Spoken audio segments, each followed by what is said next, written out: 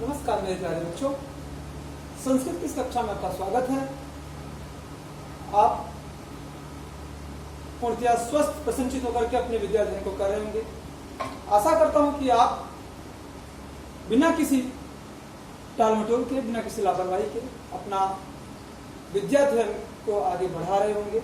जितना आपको गृह कार्य विद्यालय से प्राप्त हो रहा है उससे आप करते जा रहे होंगे, क्योंकि आने वाले कुछ ही दिनों में आपके नियतकालिक परीक्षा अर्थात पीटी की परीक्षाएं होने वाली हैं।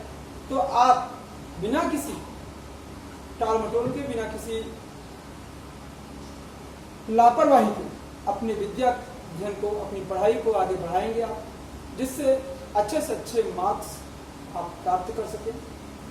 आइए हम अपने कक्षा को आगे बढ़ाते हैं। उसके आगे बढ़ाने से पहले कुछ आपसे अनुरोध है और कुछ शिकायत भी है कि आप वीडियो, कई सारे ऐसे बच्चे हैं जो वीडियो तो देखते हैं परंतु अपनी उपस्थिति नहीं भेजते। उपस्थिति भेजने के लिए हमने आपको कई बार बताया कि आप उसी वीडियो में, इस वीडियो में आप देख रहे हैं यूट्यूब पर, वहीं पे आप अपने नाम, कक्षा और वर्ग टिप्पणी बॉक्स में भेजना है, अर्थात कमेंट बॉक्स में नेम, क्लास एंड सेक्शन, जिससे आपकी उपस्थिति दर्ज हो सके।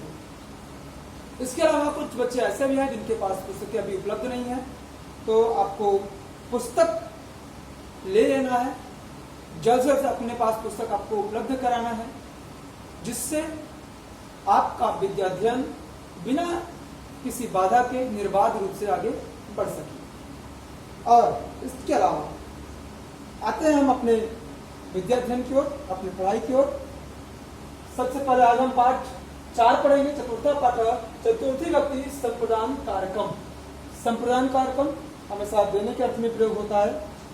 और इस पाठ को आगे बढ़ाने से पहले हम पाठ 3 की ओर पहले देखेंगे। पिछली कक्षा में पाठ 3 हमने पढ़ा था।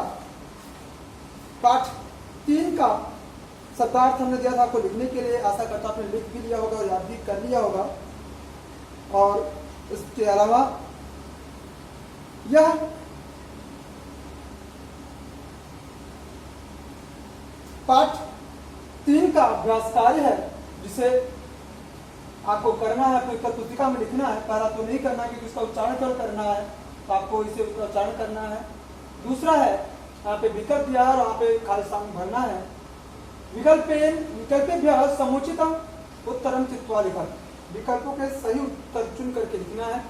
जन चरणाभ्याम चलती, लोग पैरों से चलते हैं। वृद्ध, चूंकि यहाँ पे जना था, बहुवचन था, इसलिए पैर भी यहाँ पे बहुवचन है।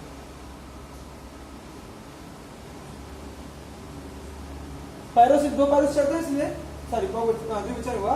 वृद्धा, वृद्धा गच्छति, किससे चलता है? दंडेन। तृतीया कर्णकारक, तृतीय व्यक्ति एकवचन, दंडेन। वृद्ध दंड से अर्थात छड़ी से चलता है। अहम मुखे खादामि। ख मालाकार जलेन सिंचत। माता हस्ताभ्याम कार्यम करोति। यहाँ पे वर्ण संयोजन करना है। मैं तो कर दिया, लेकिन आपको इसे खुद से करना होगा। मैं इसे आपको नहीं बता रहा हूँ क्योंकि वर्ण संयोजन तो आप कक्षा 7 में पढ़ रहे हैं, तो आप कर लेंगे, बिल्कुल आप इसे करेंगे खुद से। यहाँ वर्ण विच्छेद जो है वो भी आप खुद से करेंगे, इसे हम नहीं करवाएंगे। आपके द्वारा इसे के बाद में आपसे पूछेंगे, फिर आपको हम बता देंगे। चित्राणि चित्वा, चित्राणि दृष्टवा उत्तरम लिखा। तो चित्रों को देखो, उत्तर लिखिए। कंदुक के बालकों के क्रीडता, ब्रैकेट में कंदुक लिखा है, गेंद लिखा है, तो आपको उत्तर मिल गया। बालकों कंदुकेन क्रीडता। कंदुक में हम तृतीय व्यक्ति वचन का प्रयोग कर देंगे तो उत्तर हमें मिल जाएगा, बालकों कंदुकेन क्रीडता। ऐसे हस्त भी है, क्योंकि 2 हाथ है तो तृतीय व्यक्ति द्विवचन का प्रयोग होगा। महिला हस्ताभ्याम वस्त्राणि क्षालयति। गजा कहीं चलती, हाथी कैसे चलता है, किससे चलता है? पादय चढ़, तो गजा पादय चलती। क्योंकि यहाँ बहुवचन, हाथी के पास 2 पैर तो होते नहीं, तो 4 पैर हैं तो बहुवचन हो गया, तो तृतीय व्यक्ति बहुवचन, पादय चलती। माता कया साकम कृंतति। माता किससे सब्जी को काटती है? तो छुरी का शब्द दिया हुआ है, तो माता छुरी कया साकम कृंतति। माता चाकू से सब्जी को काटती है। रिक्त स्थान पूर्ति है। पाणी दानेन शोभते, हाथ दान से अच्छा लगता है। मुक्ति ज्ञान भवति, मुक्ति ज्ञान से होती है। तृप्ति मान भवति, तृप्ति मान से होती है। शरीर से शुद्धि चंदने न होती, शरीर की शुद्धि चंदन से नहीं होती है। क्योंकि मनुष्य यहाँ पे दिया हुआ है, उसी को लेकर अपने यहाँ पे बनना है। शरीर से शुद्धि स्नान भवति, शरीर की शुद्धि स्नान से होती है। सत्व आपको खुद से करना है, इसे आपको उत्तर पुस्तिका में लिखने की आवश्यकता नहीं है, लेकिन खुद से करना है। आपको इसे देख करके तृतीय व्यक्ति का प्रयोग करते वाक्य को बनाना है, इससे पता चला कि आपको कितना समझ आया। अब आते हैं हम पाठ 4 पे। चतुर्था पाठ संप्रदान कारक। शब्द है और अर्थ है। शब्द का अर्थ शिक्षका माने शिक्षक के लिए, मोदकम माने लड्डू, छात्राएं माने छात्रा के लिए, यक्षित माने देती हैं। यहाँ पे वाक्य के अनुसार होता है, यहाँ देता है भी हो सकता है। ज्ञान है ज्ञान के लिए, केभ्य माने किसके लिए बहुवचन, कस्मय किसके लिए एक वचन, कूपम माने कुआं, अस्मभ्य माने हमारे लिए, जीवेभ्य माने प्राणियों के लिए, सर्वत्र माने सब जगह, काष्ठान माने लकड़ियां, अपि माने भी, ओद्रम माने भात या चावल, मिष्ठान माने मिठाई, मदाय माने अभिमान के लिए, परिपीडनाय माने होता है कष्ट पहुंचाने के लिए, खलस माने दुष्ट की, साधो माने सज्जन की। मेरे प्यारे बच्चों, कभी आप ये दिमाग में मत रखिएगा कि शब्दार्थ आपके पुस्तक में दिया हुआ है तो हम उससे लिख लेंगे, क्योंकि कुछ शब्दार्थ हम अपने से इसमें लिखते हैं तो उसे भी आपको लिखना है। आइए हम पाठ को प्रारंभ करते हैं।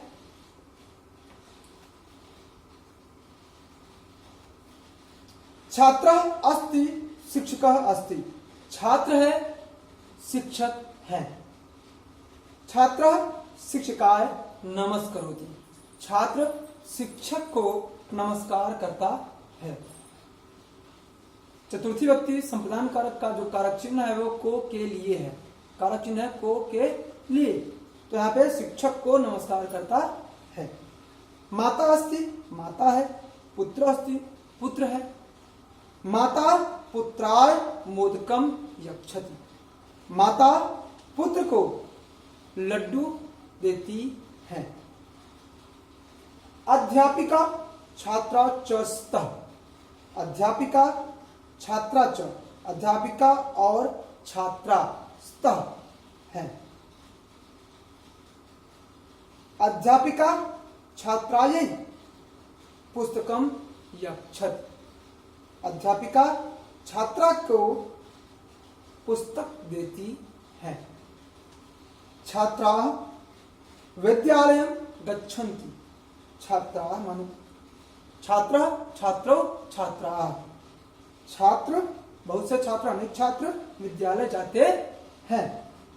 छात्रा ज्ञानाय विद्यालयं गच्छन्ति, छात्र ज्ञान के लिए विद्यालय जाते हैं।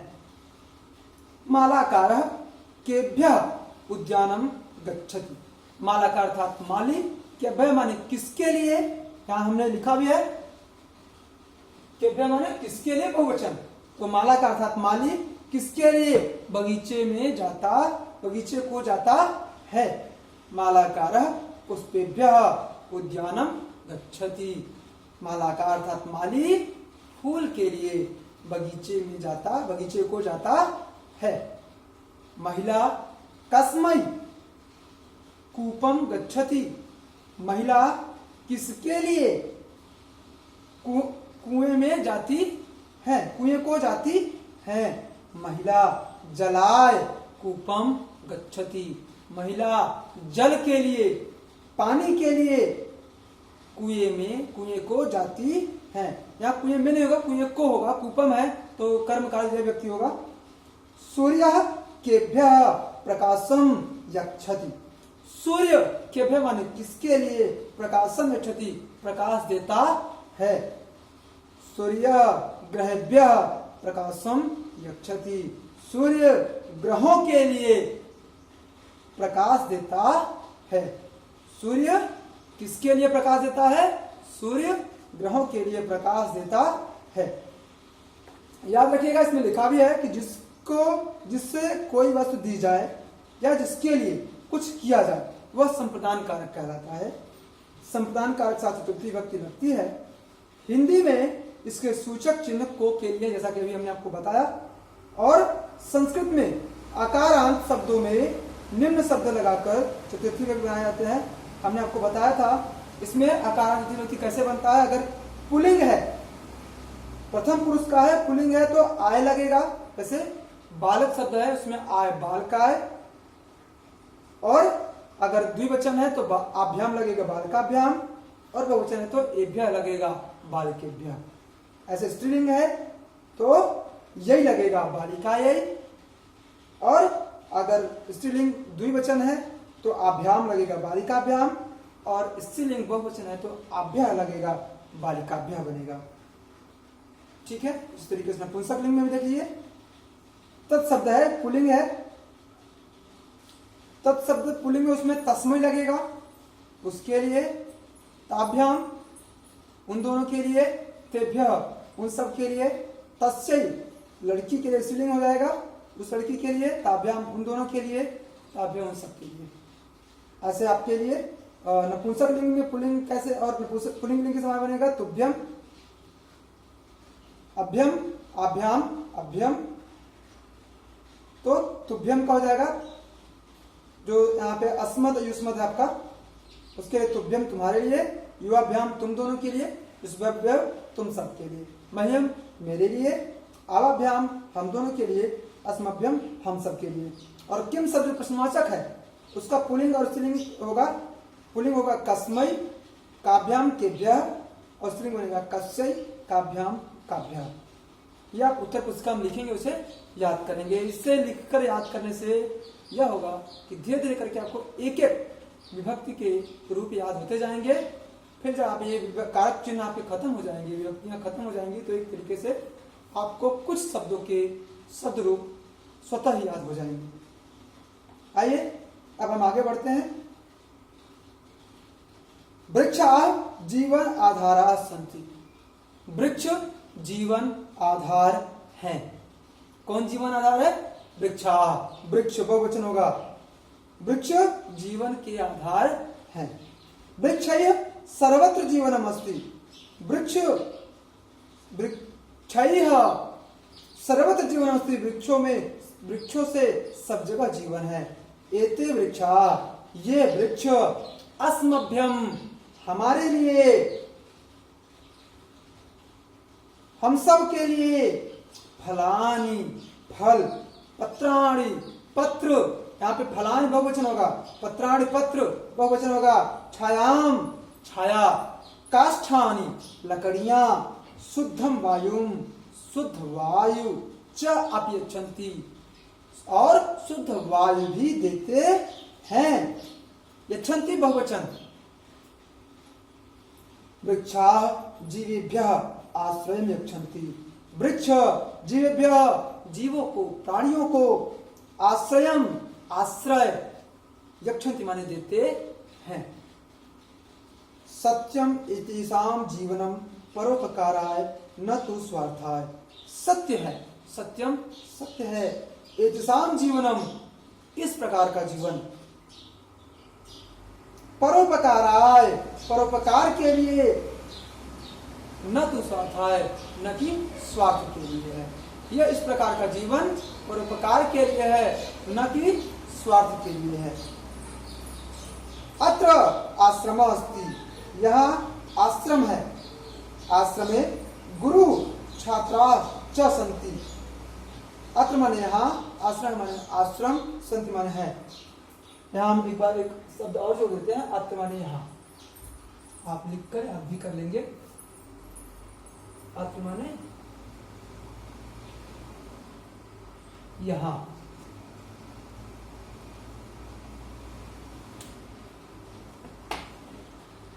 अत्र माने यहाँ। यहाँ आश्रम है। आश्रम में गुरु छात्रा च सन्ति।